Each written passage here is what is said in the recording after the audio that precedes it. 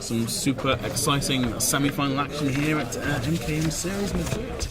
So, now that our first favourite has fallen by the wayside, what is your new favourite? Yeah, we need to find a new favourite here.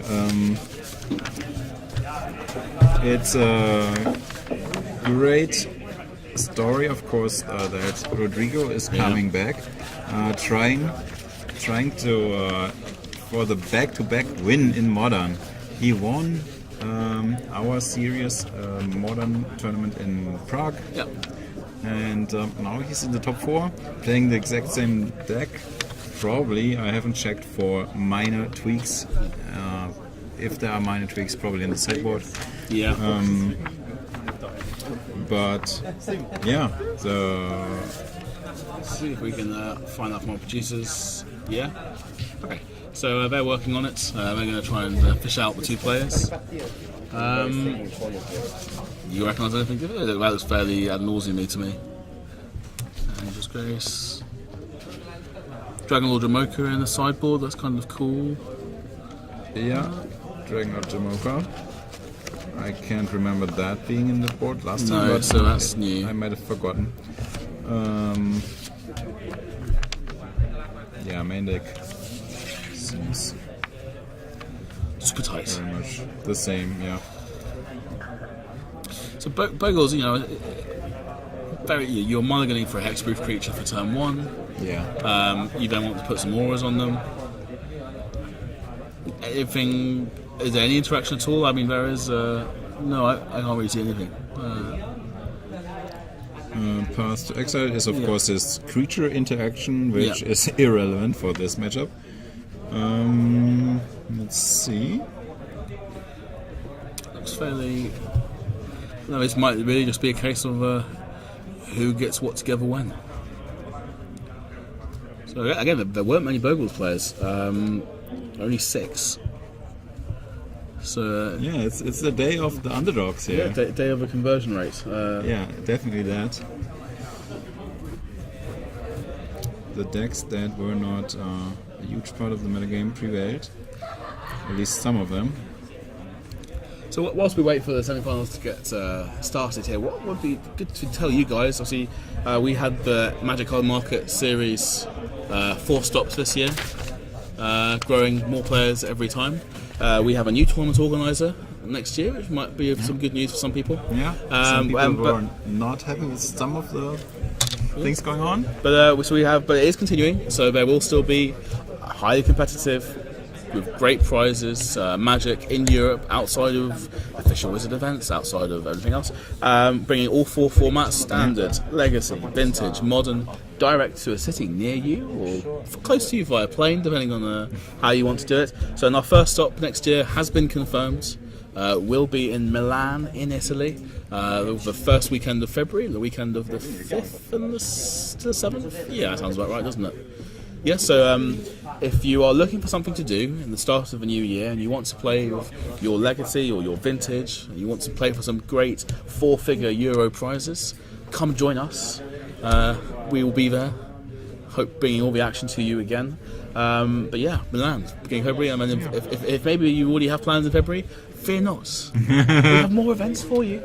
We've got in Germany in May. And what's the name of the German holiday? Where is this taking place? Frankfurt. No, the holiday. The name Pfingsten? Pfingsten, which is May Day in the UK. But yeah, so that'll be a 4-day event. We think if once it's confirmed, it's not been exactly trying confirmed to yet. get that to work. Fitzan.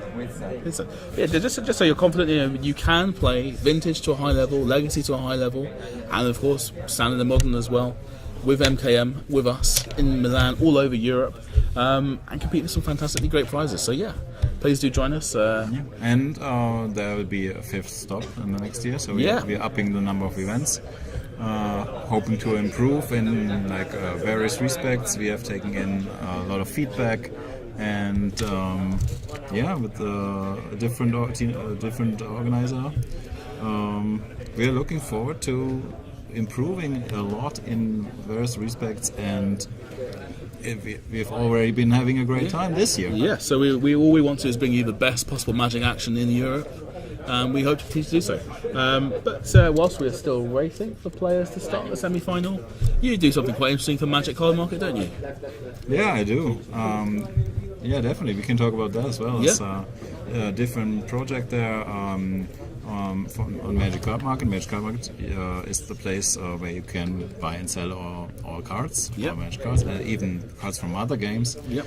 And yeah, we have this financial blog called Magic Card Market Insight, where you get insights about when to buy and when to sell which cards and what to look for, what is rising, what is falling, because of which format, because of recent proto results, because of there's all kinds of things that are affecting the market in various spots for the cards, standard cards, vintage cards, rising and falling. And yeah, in this blog I'm providing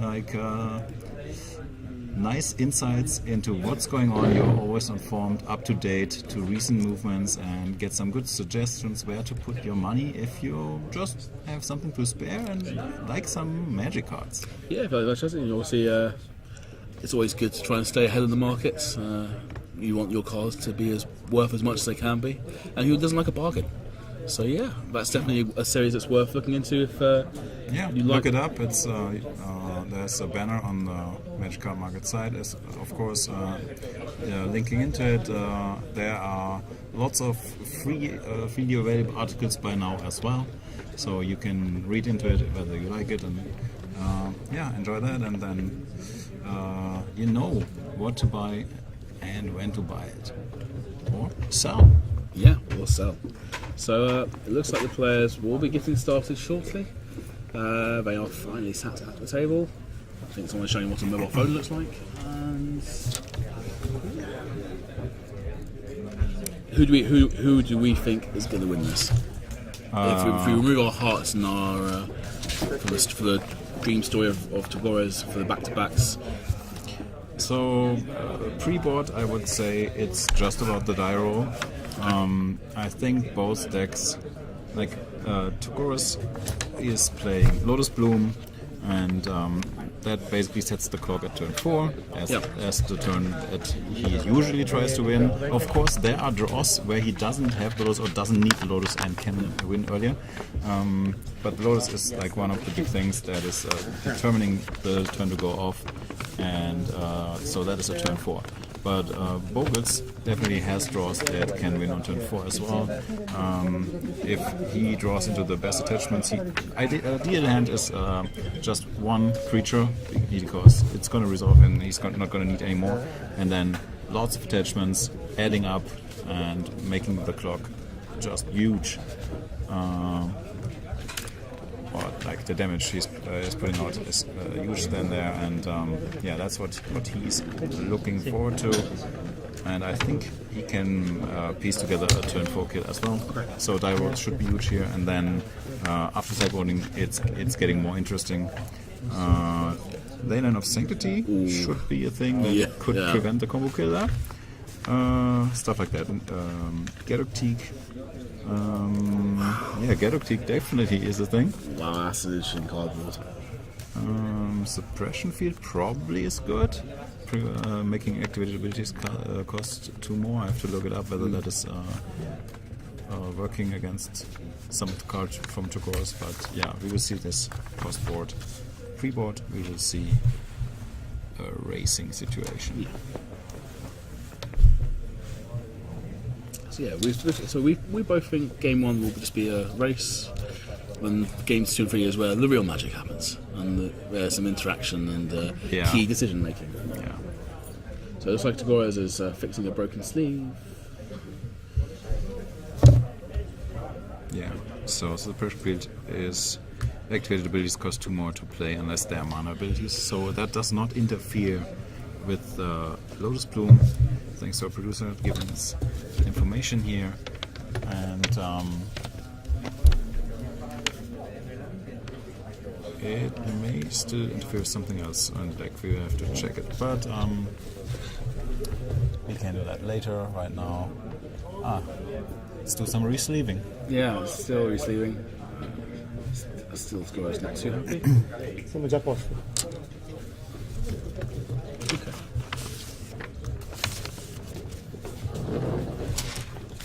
Still finding sleeves, just the damage through length of play.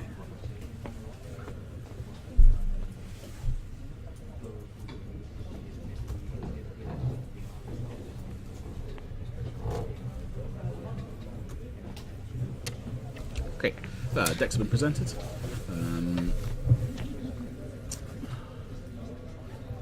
Not expecting too much excitement game one. Should just well, it's exciting because it's a top 8, but it's in terms of interaction from the players, this will just be a straight out slog to see who gets what when. But that doesn't mean you should not stay with us, because there'll be some fantastic key decision making which could inform you. Also, Bogles is well known, but I think Ad Nauseam, it's a tricky deck to play. It doesn't really see much love in modern. Going to be really interesting. We know Togores has won with this once, similar sized event in Prague with MKM. So he might be a bit of a specialist with this deck, and that's always really worth watching. Someone knows their deck inside out. Yeah, definitely.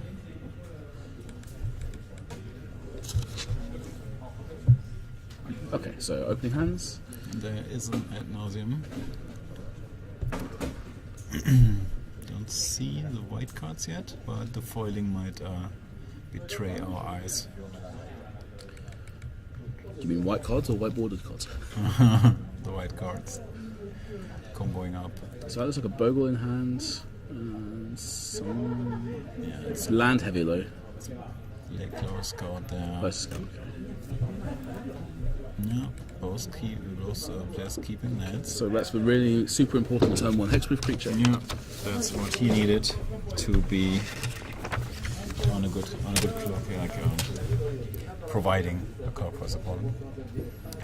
So now we need the most efficient attachments for Russo. Togores just passing the turn there. Yeah, fetching up second mana, that's important as well, of course. Yep. If he would be just sitting on one, the attaching would be super slow and yeah. Another white-green source.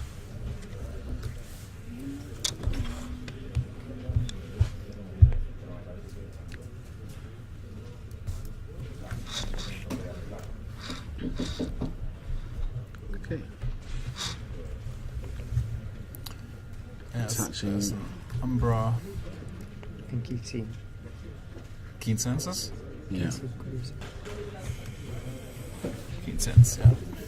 So that allows him to draw a card when he connects, which is okay, but these are not the aggressive attachments. No. Like, obviously getting this card great, and he will keep on doing that, but he really wants the attachments that are Buffing his scout to the max. Okay, there's the Serum Visions, there is the Angel's Grace in the scry, and obviously it's getting kept because that's part of the combo. The other part is already in his hand. There's a land for the turn and probably a pass. Yep. So yeah, Togores looking very good here. Russo so far not having the perfect setup. Yeah, that's only a +2/+2. That is not very convincing. It might still be relevant because of the healing. Yeah. So it's life linking up the creature, and yeah, if he can connect for huge amounts on the next turn, then actually that might be more than the combo can deal at some point. So that is an interesting interaction of sorts that he can handle himself. Yeah. Or gain life, I should say. So for the first time this weekend we see a 1 after the 2, so that's 21. How much does he have to gain before Ad Nauseam is 2 nettle? Yeah, Off the vault. Spots of the Vault. I think it deals 2 or 3 damage the Lightning Storm per land, so we would have to count the lands remaining on the deck and multiply it. It also is it works a little bit different. That it's also relevant that your opponent might have lands as well and interfere with that a little bit. And yeah, now he's naming a card and revealing cards from the top of his deck until he gets that. He manages this and So he just picked up the Angel's Grace there. Yeah. Okay. Now he's setting up the mana for the next turn, and the next turn he should be good to go. Yeah. This 5 in play already, he just needs 6. And that means Russo now has to kill him this turn or gain so much life that the storm, the Meteor Storm, no, it's not, what's the name? Lightning Storm. Yeah. Lightning Storm would not be lethal for some reason. There's a Pact of Negation. That's the crazy part of the deck, that you are actually winning at instant speed. Yeah. Or at least you can Angel's Grace in response to the Pact trigger resolving, and then you just don't die from the Pact, so you have a free force of will, as you could say. And yeah, we saw one of the super relevant attachments did not resolve. It was Daybreak on it. Okay, so this won't be a big swing of life. Yeah. But is it big enough is 8. the question. So 6 left for Togores.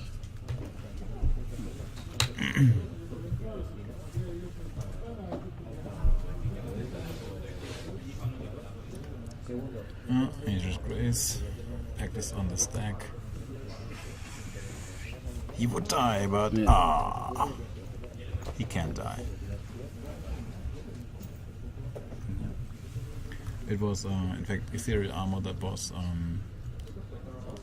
negated there with the Pact, as it would buff the creature +1/+1 for each attachment that's already there.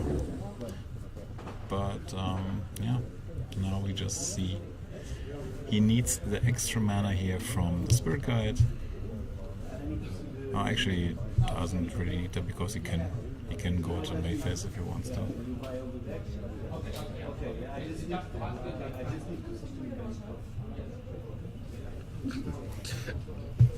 So Russo wants to see him go off so he can have a look at the deck, I think. Yeah.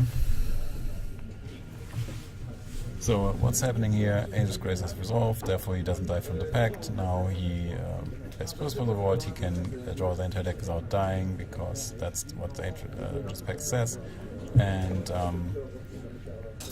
now he has his entire deck in his hand. He is using the 3 remaining Spirit Guides to produce the red mana he needs for the Storm and the Lightning Storm. And now the Lightning Storm says you can discard lands to deal damage to the opponent. And here he starts showing off some lands. That's 14 lands. 14 lands. And yeah, the Lightning Storm is a little bit tricky, as the opponent can interfere with it. We'll see whether that is actually going to happen.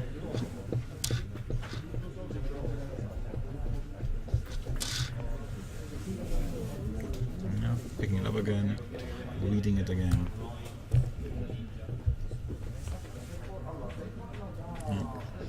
Yeah, that's what I was saying in Prague when we saw the same situation, that people weren't even making him go through the motions after he just revealed the Angel's Grace and at Nauseam. They were just like, yeah, I'm dead. So this time around, he actually is forced to go through with it. And so I look at the Lightning Storm. It is actually dealing 3 damage per land. But he's got it then. Yeah. But the point is, it's very tricky. As you keep on discarding, but every player can choose to discard a land, and the last player that deals all the damage. Ooh. And the point is just this: because you have your entire deck, you normally can beat any random amounts of lands remaining in opponent's hands. It's like 1 or 2 lands in opponent's hands, and you can still then be like, hey, yeah, but I have more. But that is why there's this long delay of him reading. And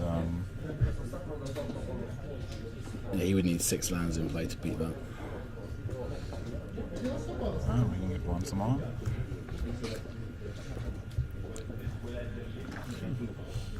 The important thing for Russo there is that he needs to. I think he probably hasn't played against the deck before. He probably wants to see what he's sideboarding in, so he knows what he can try and do. I actually wasn't misreading the card. So it's 3 damage plus the number of charge counters, and every land this card adds 2 charge counters. So land is worth 2 damage, and it starts with 3. Okay. So in which case, so he steals 3 plus X times 2. He had 14 lands there, so that would have been 31 damage, and with 29 life on the opponents. Yeah. So that was. Wow, that could have been. Yeah, that's what I was saying. Yeah. It's not that much. It's not infinite, obviously, Yeah. and it's not super high amounts. Clearly, it is always enough to win against opponents with 20 life, but. You can definitely heal out of reach there. So if he'd had lands in his hand, he would only need 3 lands in play to kind of turn the damage back onto Togores. Yeah, that depends, of course, of whether Togores was showing off all the lands already, or whether he was just doing the count and was like, okay, I need these at least. Yeah. This is like my lethal damage. I present it. Do you want to discard? And or at least like. You're not required to ask your opponent, so like he has to understand what is going on there. But so he probably was just showing off the perfect amount of land he would definitely need, and then having some in reserve to change the target back again after the opponent changed the target. So. Really, really interesting deck. Yeah, I mean, I think Russo was maybe correct to see how it works. If you don't know, absolutely nothing wrong with forcing your opponent to go through the motions and show you. How many lands are in the ad nauseam deck I think altogether? it's 21. Okay. Yeah, you're just counting it, aren't you? So, Gemstone Mines. Yeah, seems to be 18, 20. So it's 21 lands in the ad nauseam deck. There were 3 in play. So that's 18 possible out. So that's assuming he has none. Well, even if they're in hand, it doesn't matter, does it? So 3 in play, 18 times 2 is a decent number. 36 plus 3, 39 damage he could have thrown. Yeah. Yeah, but then there's the threat of it being in the wrong way. Okay, the wrong way. Being thrown in the wrong way. I'd love that to happen on camera. Not just for the hilarity of, I kill you? No. No, you kill yourself. So yeah, in that particular instance, I think it was 13 or 14 lands he discarded. So he did the math. He worked out what he needed to do. Yeah. So yeah, we got the whole analysis right here.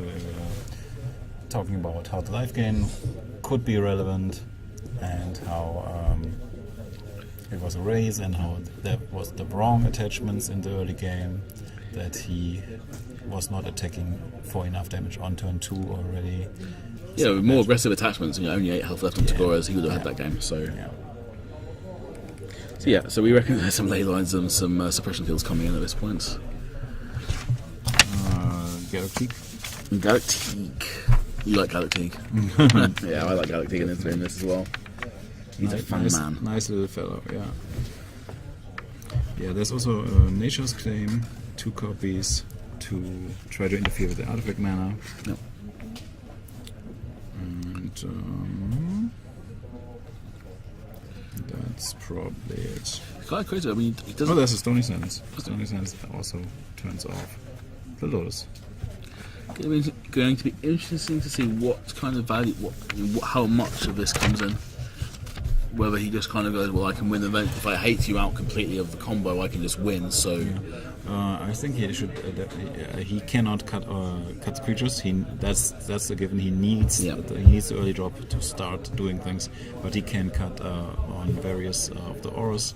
The auras that are dealing the least damage, like he has these auras that are just meant to protect the guys from being destroyed, and they are not going to be destroyed in this matchup. Yeah, so they can just come out. Yeah, absolutely. So he can get rid of some of the Umbras, and instead have this hate cards that can just deny the opposing game plan, and then he might then be skipping on some. Like whatever, on turn 3 he just has an enchantment for 2 and can't spend the mana. That's because he's cut some of the Umbros, but that is still so much better than having suboptimal Umbros for the matchup in the deck. So this is what we are going to see. On the other side, probably an extra pack of negation from the board. We saw how it got applied there in the game 1. And there's the Togores that could be interesting. Togores is cool. I mean, if he has it early on, it's take your best aura. Yeah, and he has 3 darkness in the sideboard. Very sweet reprint. Yeah. Time shifted card from Legends. It's quite an old set. You're making me feel young again, Hans. So, Legends card. It's basically a fog, just for black. And yeah, fogging the giant attacking creature that is coming in there is super annoying for the green-white deck. So I'm showing you my ley lines. What is this? Yeah, that's what is going on there. Wow. And I thought you were just going to show me. I'm sideboarding these. Is that okay with you? No, first turn. how do you like those? Yeah. And then I have this creature, probably. Thank you, sir.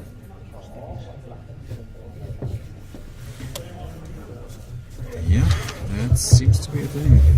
So, that turns off Duras.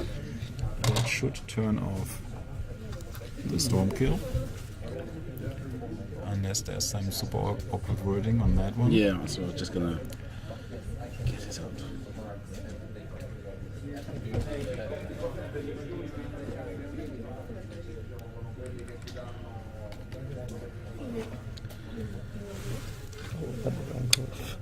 Yeah, you can't target spell abilities your opponent controls, so yeah, it's, wow.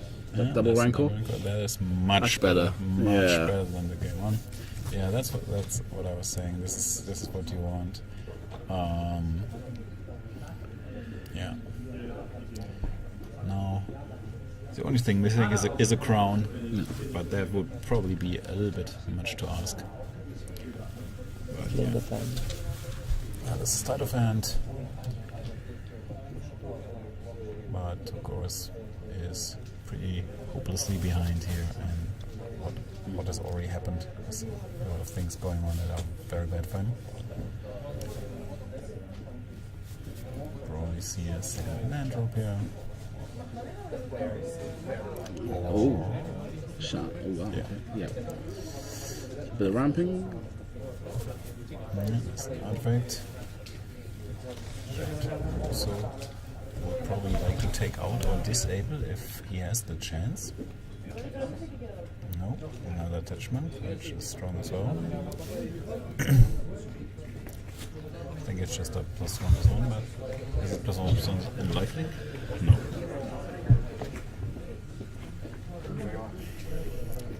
No. So down to 9. There's another stun. 6. So it's not lethal on board yet, but that might change with more auras. And we'll have to see.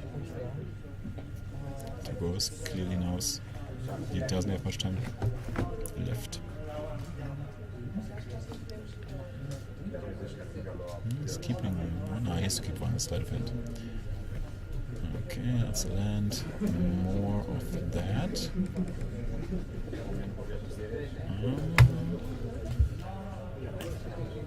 So there's a lot of mana available for him. Another creature is not helping. No. Yeah, that is not the right top deck there. And interestingly enough, Of course, now he's representing Isla on the next turn. That is nothing to do about that, but let's see whether it's good enough. Togores is not conceding, he's still doing things. Zero Vision looking for not the things you want, because he already has a Nauseam. But he's just passing the turn, so yeah, he probably is holding darkness. Yeah. Otherwise, it wouldn't make much sense to keep on playing. Yeah, you know how he's going to win. He's going to turn his guys sideways. So. Okay, so he's darkness.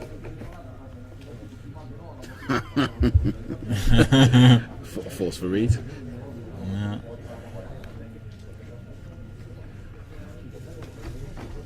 Okay, you may go. I think thankfully Togores was using the reprint version there. Yeah. Otherwise, his opponent might have been, yeah, this is not a legal card.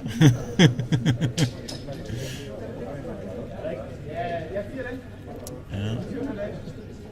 You see it? That's a 1 mana time walk against this deck. Yeah. Very strong card. If your opponent is just able to deal combat damage for the win, and no reach, no burn. And so yeah, that's the typical deck that you want to board it in against. That's a great card there. And now he's digging for something. That is quite risky unless he's knowing the card is on top anyway. And it's not. That should kill him. Yeah, I think it was maybe he had nothing else he could do, so he. Yeah,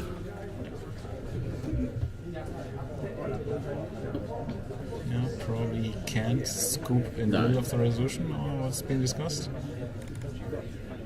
So yeah, Russo levels a game. It's 1-1, yeah, it's definitely 1-1. Russo seems to have an issue still, but at least he won the game. And yeah, back to us. So yeah, that's As expected, if you do happen to get powerful enchantments like Rancor on your Bogle, Yeah. you're gonna eat some face. yeah, that's a good right combination for him to stop. Of course, he got an aggressive start, but he had the things that disrupt him from just winning the game. And I mean, obviously, Togores keeps playing. Yeah. Maybe he can still handle this in time and do it to go for the kill. Anyway, this was not the case, so we have to see whether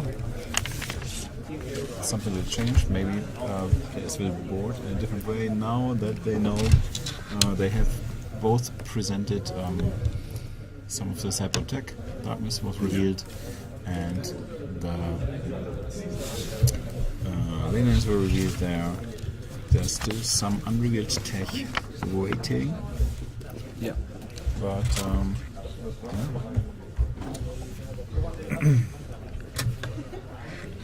Thank you for joining us as our semi-final was about to reach its conclusion in Game 3 between Russo and Togores. Our other two players are still playing their semi-final as well, which is Twin versus Jessica by Control.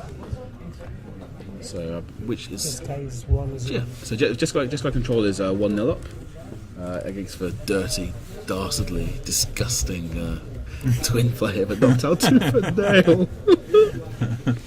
Yeah, if you were late to the party here and have just joined us, you missed tooth and nail in the top 8 of the 354 player modern event. We will have deck lists online for you to peruse at a later date. Wasser.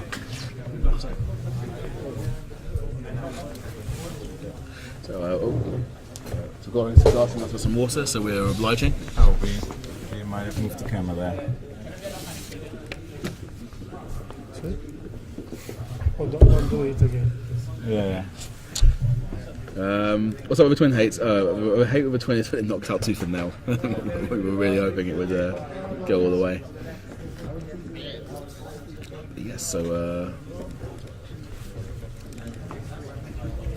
at the moment we are going to see probably Jeskai versus one of these two decks, unless the UR twin from Kadai can bring it back in the other semi-final.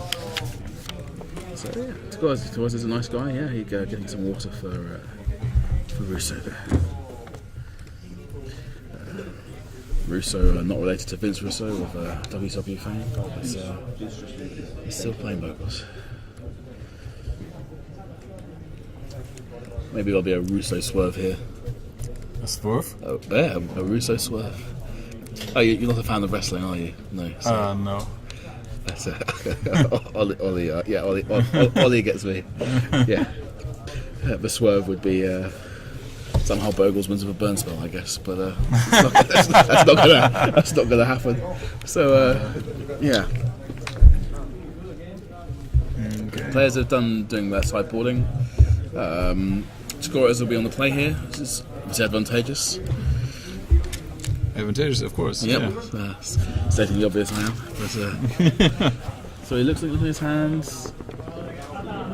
Doesn't look very combo-licious. It's not easy with all the foils No. to see.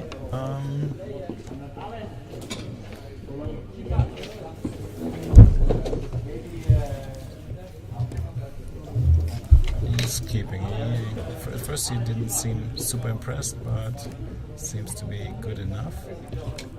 Now we are, Leyline. I get the first play here, not you, sir. Yeah. You might be starting, that doesn't mean that I won't have this in play already. Yeah, so Russo had the leyline for the first turn again, which is great news for him, bad news for Togores. Let's see whether he can follow up with a Wonder Creature as well. Yes, once again, he is a lucky man. 3 games in a row having your 1/1 hexproof seems reasonable with Bogles. Yes, and then 2 sideboarded games with leyline on top of that. Yeah. That is lucky. Pass back. Is that a fan? Passing off the turn.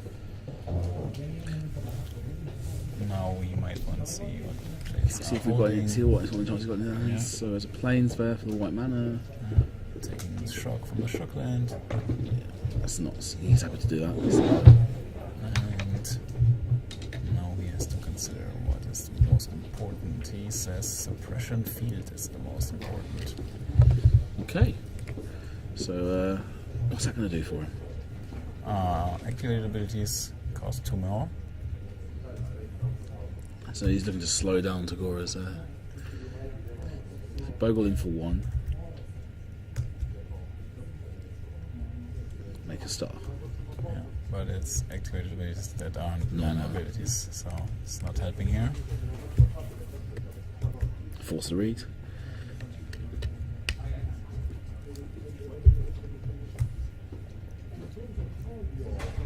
No. You read my card, I will read your card.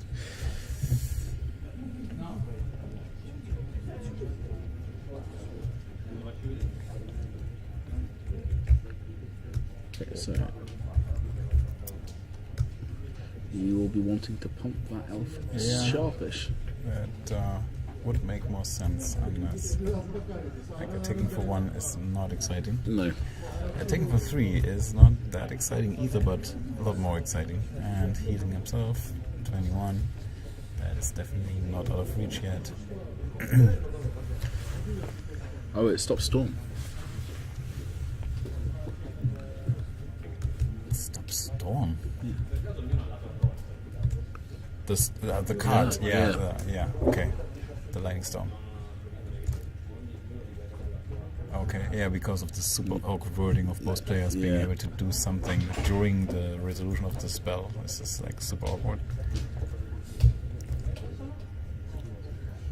Now it's being activated while the storm is still on the chain, on the stack. So that's why, Oh, so Togores is getting off. Okay. That was fast. Yeah, so he had the angel face. Find some lands.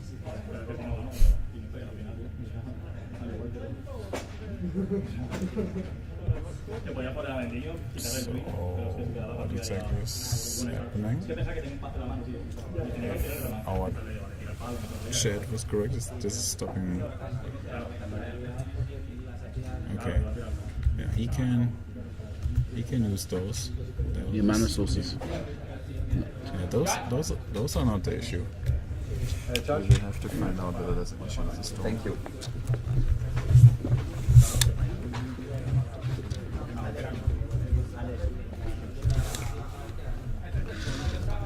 Looks like a mana ability to me on the. Yeah.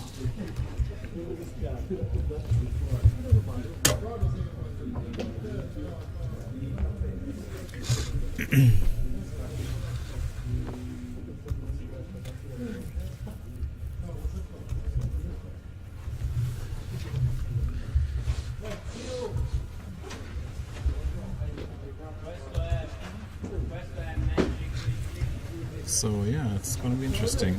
So my guess would be this should be no problem getting the mana from these sweet tutus, but the problem would be once the storm is in the stack, and those shouldn't be working. But this is a super awkwardly worded card. There's like basically nothing else working like this. And yeah, we might need some more consideration here from the judges. What's going on there?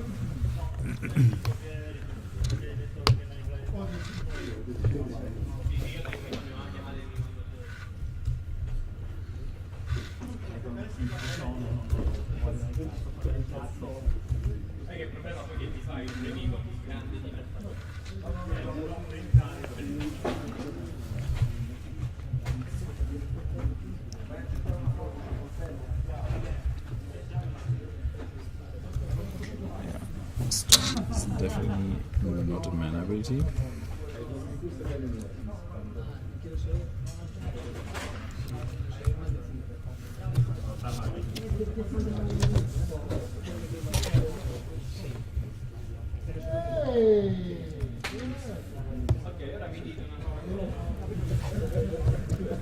It looks like the judges. I'm not too sure what the delay is here. It should be fine. Yeah, I mean, probably just explaining what the issue is, why one would think one way or the other.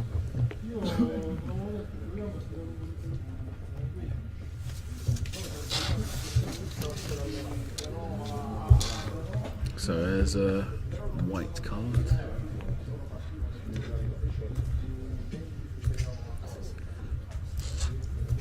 Did you catch which card that was?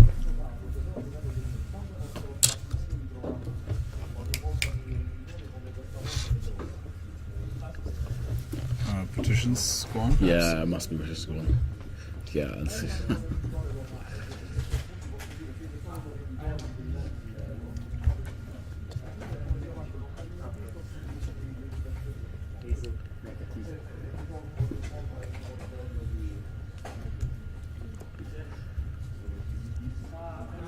Yes. Yeah. He's just drawing them.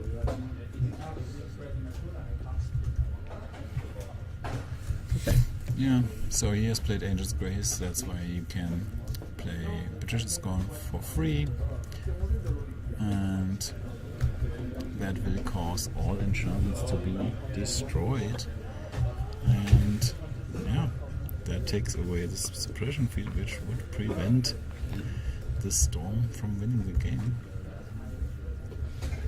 There's Destroy your enchantments. nothing the Bogles player can do about that, and now there's the Storm. Yeah. Yeah, Okay, and but I'll then do it. check. So yeah, Togores, after much reading, from his opponents of various cards in his deck, advances 2-1 into the finals. He's this close, Hans. This close to a repeat win. Yeah, and it seems like he is prepared for everything, understanding all the matchups, having the tech that he needs for. And yeah, but we will be back after a short break here. Yeah, we're going to just take a short break. And then be getting ready for an epic final match. So the final is going to be it'll be Ad Nauseam by Togores against either Jeskai Control or You Are Twin. We'll be right back.